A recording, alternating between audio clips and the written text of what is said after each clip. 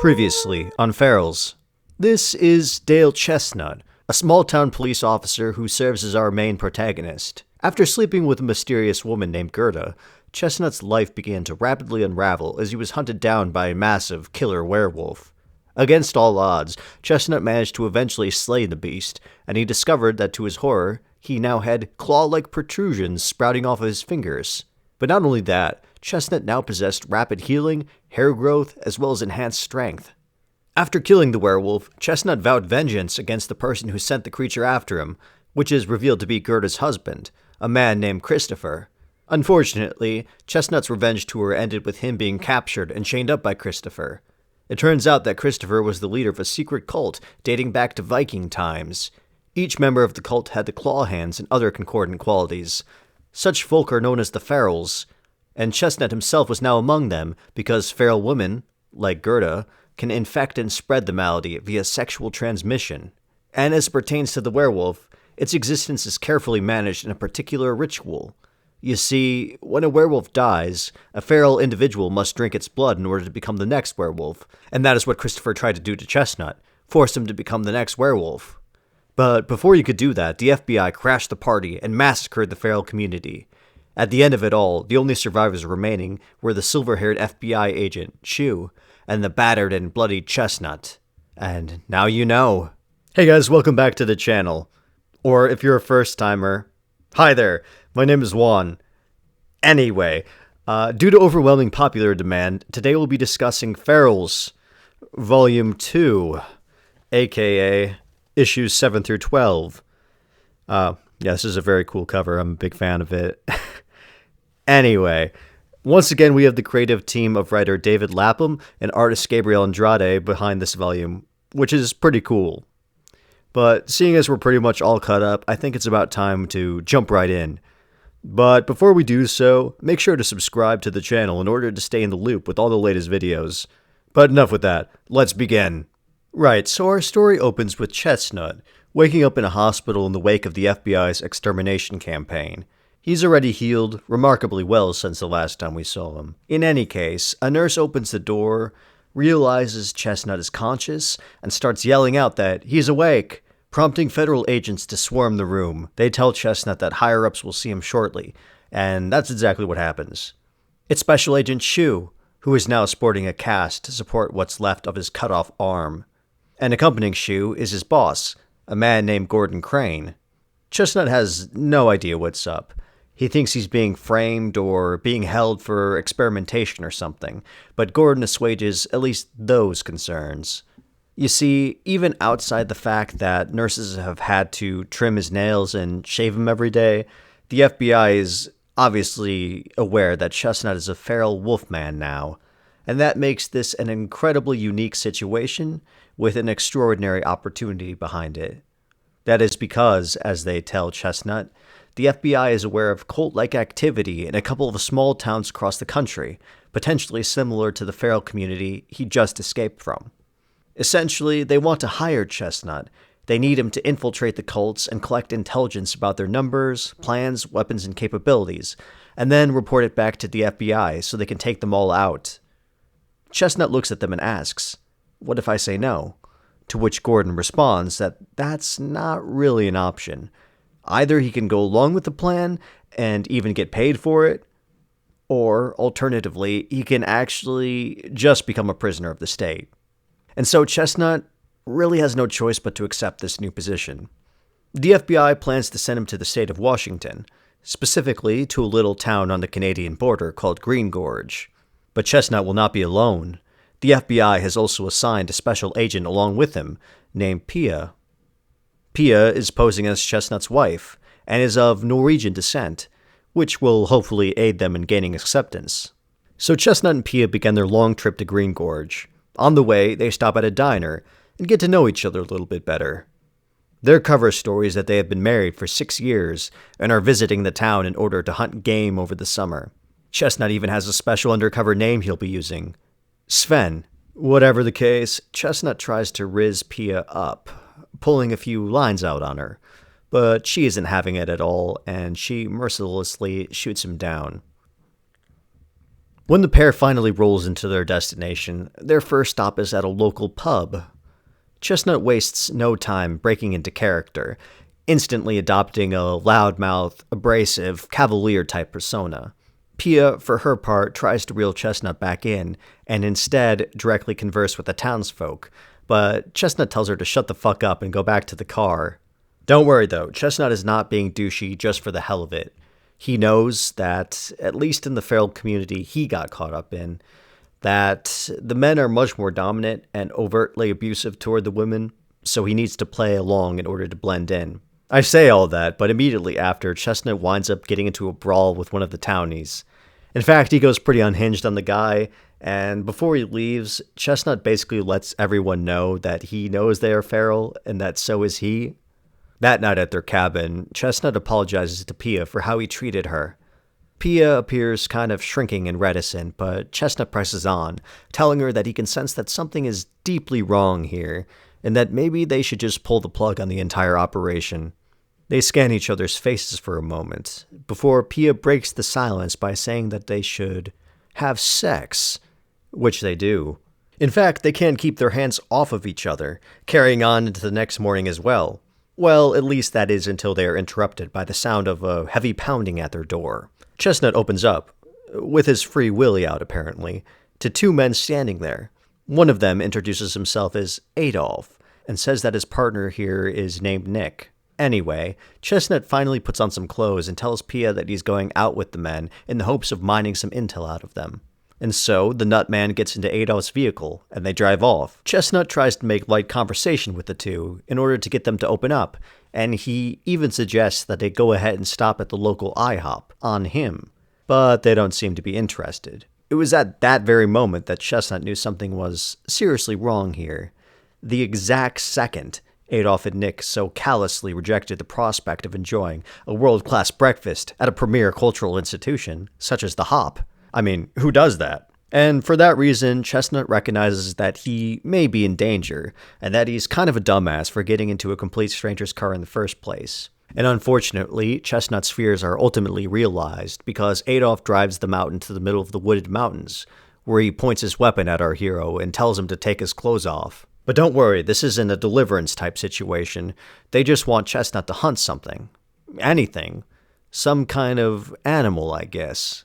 With his bare hands, and bring it back to an address they give him by tomorrow morning.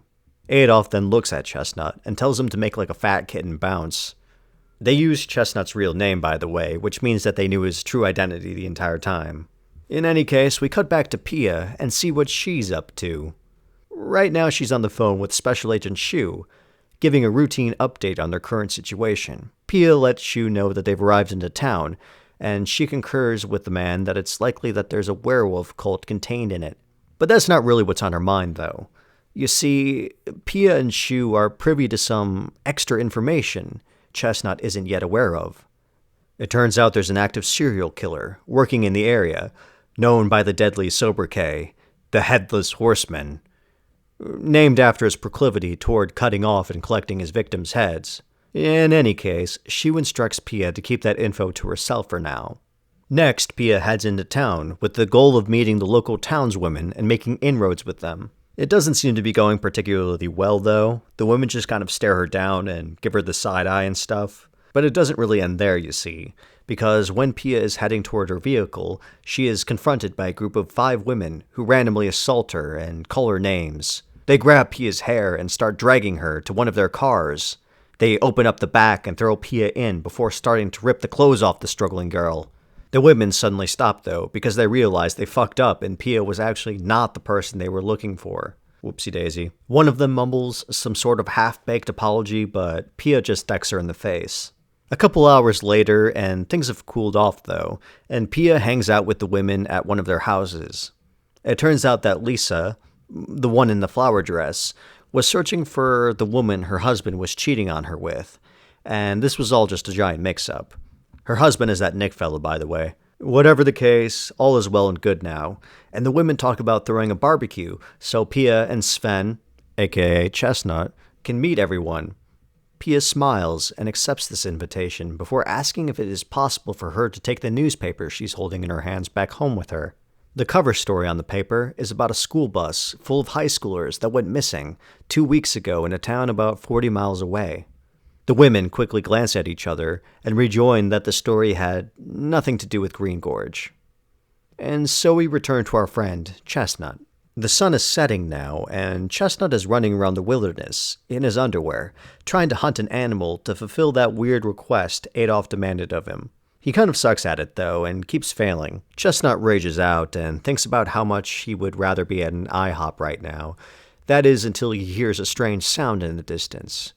He goes to investigate and discovers the head of a deer, lodged onto a tree branch. Chesnutt looks for a moment, and then his blood turns cold. He smells something. Something familiar. All of a sudden, Chesnutt reels in pain as he's slashed across the back by a werewolf. Chesnutt cannot believe it, and he tightly grasps onto the nearest thing he can find, which turns out to be a rock, which Chesnutt uses like a brass knuckle to punch the savage beast. He then runs away as fast as his legs will carry him. He runs downhill a little, and to his great surprise, discovers a school bus. The school bus, covered in bloodstains and containing several decapitated bodies. He has no time to even process that shit, though, because he hears a lot of movement now, not to mention snarling. Chesnutt slowly raises his eyes, and the issue ends with him gazing out at over 20 werewolves, coming straight for him. Issue number 9 of Ferals is our customary flashback issue. It does a lot to explain just what exactly is going on here. So, we look back to 1 year ago, in Seattle, Washington. The gentleman in the suit here is named Roger O'Banion, and he is a state senator. Roger meets a young woman named Lena, and they quickly hit it off, ending up in bed together. And afterward, Lena teases Roger, and induces him into playfully chasing after her. Unfortunately for Roger here, this was all a setup. Though, luckily not of the Chris Hansen variety. But we do see that Lena has led Roger directly to a group of people she had led into the house. And the ringleader of this strange affair going on right now is the man right here, named Rickard. But what are they trying to get out of the state senator anyway? Well, they reveal that they have a bound and gagged woman with them who is helplessly crying. And they want Roger to have sex with her and then eat her. You see, Rickard, Lena, they're all ferals, which means when Lena had sex with the senator, she infected him, and he became one too. And now Roger has a bloodlust, one that he cannot help but fulfill, which is all about to be documented and recorded on film. A few days later, back in Green Gorge, Rickard and Adolf discuss the recently transpired events at a diner. Rickard says having a state senator in their pocket could be useful in ensuring that they're left alone. At least that is until the ferals are ready to reveal themselves to the whole world. You see, though both Rickard and Adolf are a part of the same Green Gorge feral cult, there is a major ideological schism developing. For the past 1,000 years, since Viking times, feral communities have operated in total secrecy, engaging in private and clandestine rituals away from the broader society. However, Rickard thinks that ferals are superior to regular humans.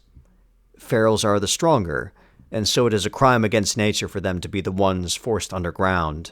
Adolf is deeply disturbed by all of this, and they part on an ominous note.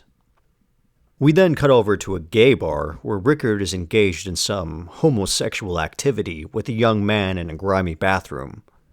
Rickard isn't too pleased with the quality of the services received, I guess, so he uses his finger claws to rip the kid's head off. That's right, Rickard is the killer, known only as the Headless Horseman. And so, when word gets out about the killings, the FBI opens a full-scale investigation into the matter, which all threatens to compromise the privacy and secrecy of the cult. And so Adolf and a gang of other feral men go out of their way to confront Rickard for his carelessness. Rickard, who has his victims' heads on pikes, Oliver Cromwell style, is completely unfazed, though. He just kind of sits back and smirks. And then a flock of massive black werewolves descend upon the challengers, rendering the scene into a bloody and chaotic portraiture. You see, Rickard has been illegally manufacturing a personal army of werewolves. There is only supposed to be just the one per feral community, so what Rickard is doing here is completely blasphemous. And because Rickard had been previously entrusted with the ancient horn that summons and dismisses the werewolf, he now has exclusive control over them. For that reason, Adolf and the others have no choice but to submit to Rickard, who orders them to kidnap people for his wolves to hunt as prey. Should they fail to do so, Rickard will just unleash his wolves into the wild, no matter who lives or dies. Sometime later, Rickard is outside with his favorite girl, Sophie. Rickard has been attempting to train the werewolves in a more sophisticated manner, to no great success. He's incredibly frustrated by this batch of werewolves' stupidity and their lack of grace, and so he wants to start again and manufacture new, better ones. So, Rickard hatches a scheme that takes us to Blue Mountain Boys' School, a high school where a bus is taking off full of rambunctious teenagers. En route to their destination, the school bus makes a sudden stop in the middle of the road, and Rickard, he gets on board, and he announces to the boys that they're being rerouted, and that all electronics are to be confiscated immediately. And after a silent, intense road trip, they finally arrive at the destination, which turns out to be Rickard's isolated home in the mountains. Rickard gets off the bus, and he introduces the boys to his daughters, who have just finished laying out a massive picnic. But this definitely isn't a wholesome feast, because as the alcohol goes around, things quickly devolve into an orgy that goes well into the night. Afterward, the students sit around Rickard as he tells them stories about how he is a wolf man, and about how they are all one now too, after sleeping with the women. And to really consummate their connection, Rickard says it's time to drink a special drink, which the lads eagerly do. The drink was werewolf blood. And remember, if a feral man drinks the blood of a werewolf, he becomes one too. And so the process begins, and as it is underway, Rickard's beloved Sophie points out that the kids have only just become feral moments ago, meaning that the process hasn't even yet finished development. So who knows what's going to happen when you feed them the blood this early.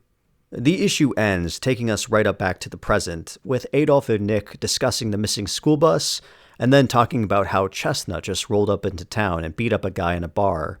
Apparently, Christopher and Geppertson had sent word out to them about Chesnutt beforehand, but they don't know if Chesnutt is with the feds, or if he is operating on his own and seeking amnesty. In any case, they decide to withhold this information from Rickard, and instead decide to contrive a test for Chesnutt.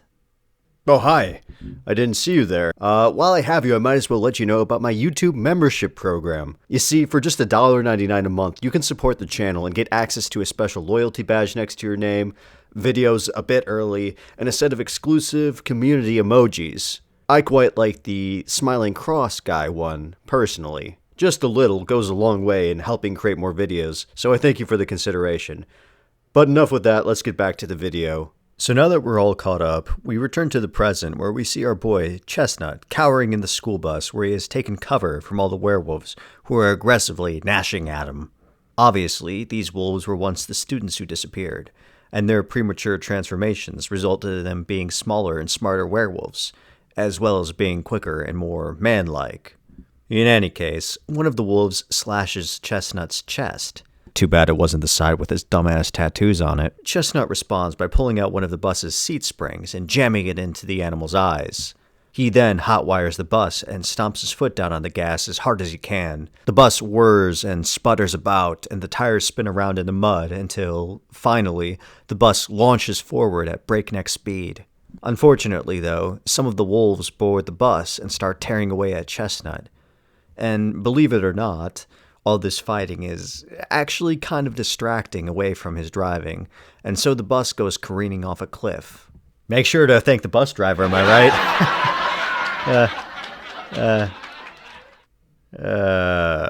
I hate myself. Anyway, the werewolves begin powering after Chesnutt, who just can't get away fast enough. All looks lost, and Chesnutt is ready to go down swinging until the wolves abruptly back off. It's Rickard, and he congratulates Chesnutt on surviving. Rickard then takes Chesnutt back to his domicile, where he can cool down and heal from his injuries. He asks the nutster why Adolf and Nick dropped him off there anyway, But Chesnutt has no idea, so they kind of just leave it at that for now. Next, we briefly check in on Pia and see what she's been up to. Turns out she's been largely hanging out at Lisa's house. The two of them, that is, Pia and Lisa, have a subplot together regarding Lisa's son, but I'm not going to talk about that because it's not really important, and I feel like this video is kind of getting long enough already. Anyway, in terms of things you actually do need to know, Lisa senses that Pia is pregnant, and then Nick returns home and calls Pia a bitch, and then she leaves. Whatever the case, we return to Chesnutt and Rickard, who are conversing over dinner. Rickard listens as Chesnutt tells him his real name and about Gerda and all that, all the while enjoying some nice, tasty brains cooked to succulent and tender perfection. Wait, never mind. That shit's raw.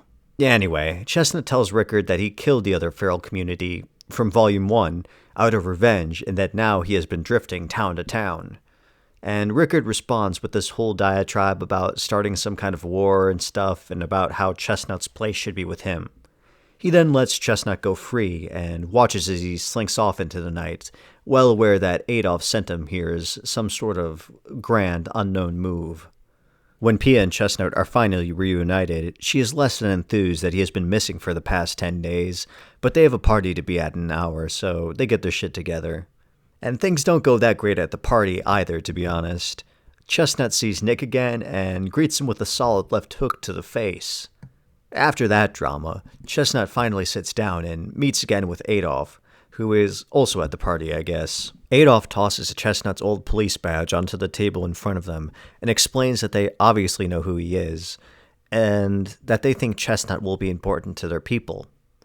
Essentially, they want to recruit Chesnutt because they believe he can protect the Ferals from Rickard's faction, which will put their kind in danger. Later that night, Chesnutt discusses all of this with Pia. How about both sides of this feral civil war want him on their team, how the FBI wants to exterminate them all, and how Rickard is trying to initiate some sort of werewolf world war. Basically, Chesnutt and Pia are of the same mind here. They want to remain together and stay with the comparatively more peaceful Ferals who are trying to remain hidden. And it is here where Pia reveals that she is in fact pregnant with Chesnutt's child. So now that they're on the same page, Chesnutt calls up Agent Shu and tells him that they haven't found any Ferals yet, but they have a lead and will let him know if anything changes, which we know is clearly all a lie.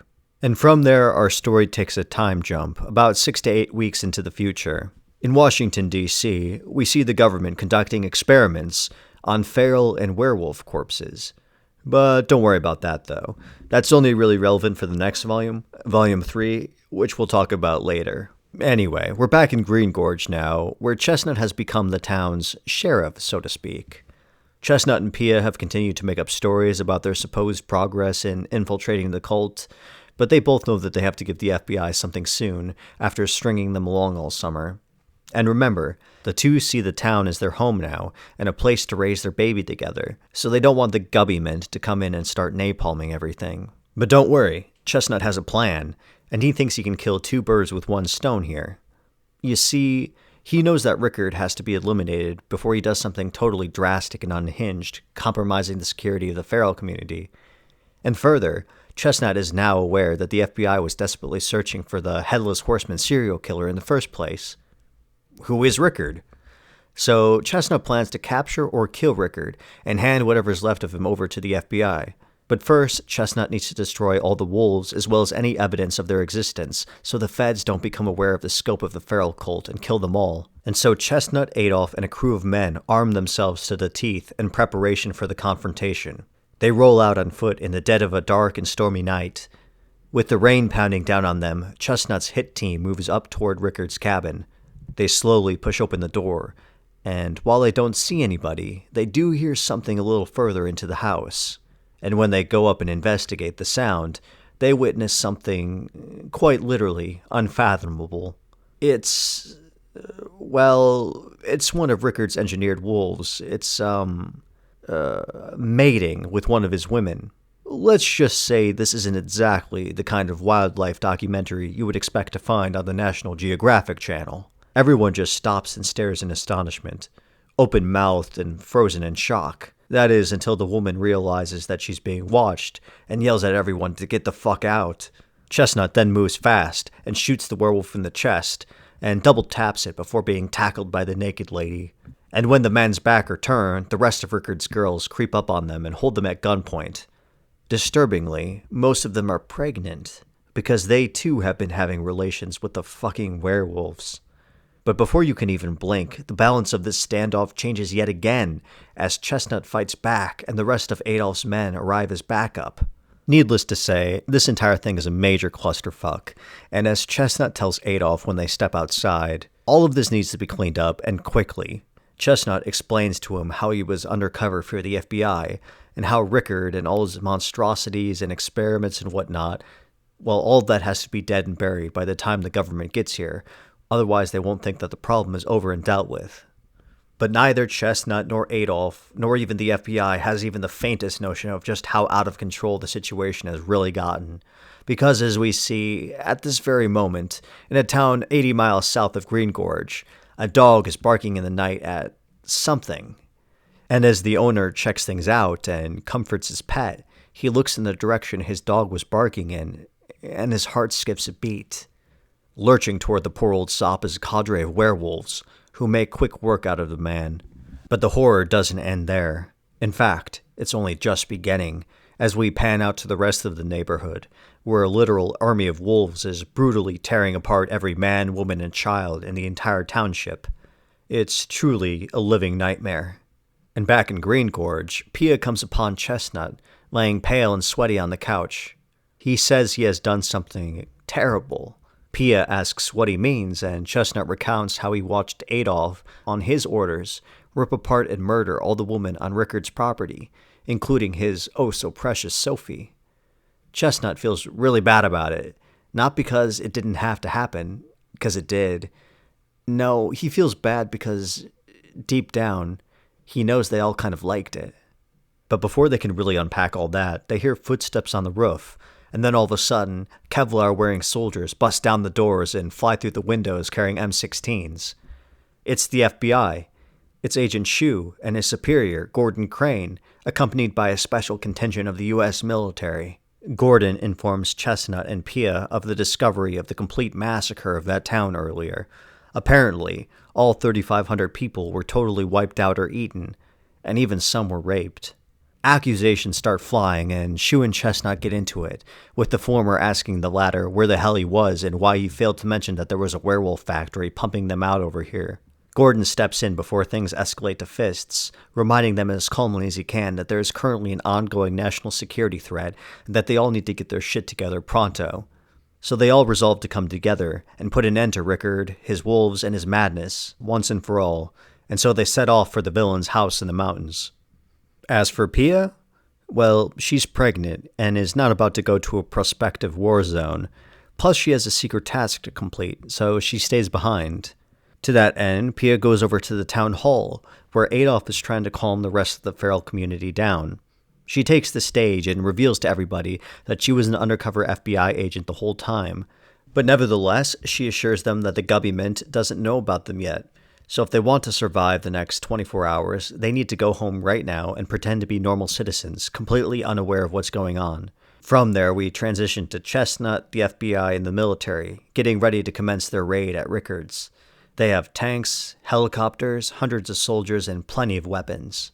But sadly, their fortunes take a rapid turn for the worse, as they are ambushed by over 100 werewolves. Obviously, they don't teach tactics for this type of warfare at the infantry training school, so the men begin panicking and wildly firing in every direction. And as for the werewolves, yeah, they're decapitating and eating people and bringing down helicopters and fiery explosions and shit.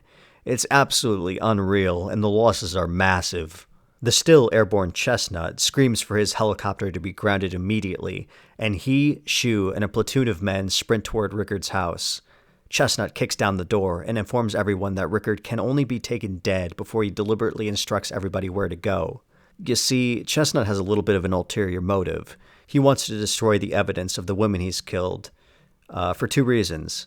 The first, so the government doesn't know that they ever existed, and the second is because he just genuinely feels bad about it, And just as Chesnutt's about to burn everything down, he notices that Sophie's body's missing, and then a voice behind him snarls out that they buried her. It's Rickard, and he's uber pissed.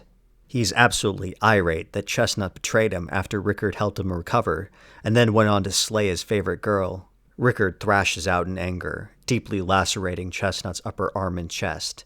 He then tightly grips Chesnutt's face, looks him right in the eyes, and vows vengeance for what he's done. Rickard throws the weakened Chesnutt against the wall and takes off once again into the shadows. Chesnutt, through the great pain he's in, manages to stagger out to the front porch, where he frantically demands that Shu give him his phone. We cut to Pia, who is packing her things and trying to use makeup to cover up her wounds. Her phone starts buzzing on the desk, and it's Shu's phone that's contacting her. But she doesn't answer it, though, because she is distracted by something she hears behind her. There is a moment of silence, and we see 3 helicopters hastily land on the lawn. But it's too late. Pia has been killed. Murdered, no doubt, by that infernal fiend, that maniac, Rickard. And thus ends Volume 2.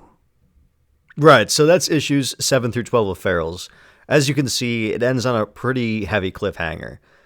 And I'm sure you want me to make a video covering the next volume, but this is where I have to be the bearer of bad news, because I don't think it's likely that I'll make another video in this series, at least not anytime soon. Right, the problem is, you guys, that the Ferals book itself was never quite finished. Sure, there are 6 more issues, but there's no getting around the fact that there really is no satisfying ending to be had. The series was supposed to continue on in 2014, but it never did. And I know that's kind of disappointing, and I spent way too much time trying to figure out if I can insert parts of Volume 3 into here to try and tell some sort of complete story, but it just wasn't possible. That said, you are more than welcome to read the rest of the series on your own. There is still plenty of craziness to be had in there. But as for me, I'll end this video by briefly discussing my thoughts on Volume 2 just by itself here. So what did I think of the story?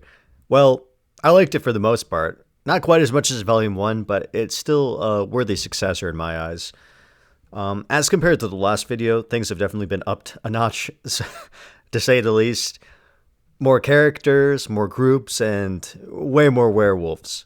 I think Lapham, the author, was kind of at a crossroads here when he was writing this. Right, he could have told a more small-scale espionage-type story with Chesnutt just straightforwardly infiltrating the cult. Or, alternatively, he could ratchet it up and tell a rolling, bombastic story with lots of twists, conspiracies, politics, and a national, if not global, threat. Obviously, Lapham chose the latter, and it is creative and interesting. It really just is a matter of preference if you necessarily wanted or expected the story to go in this direction, at least so soon.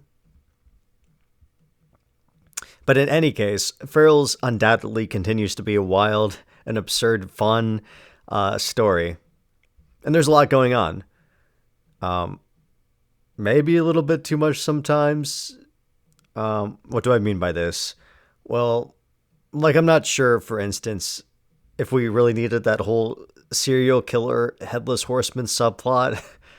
It didn't seem super necessary or consequential, but I mean, especially when I feel like it kind of comes at the expense of potential character development for the side characters.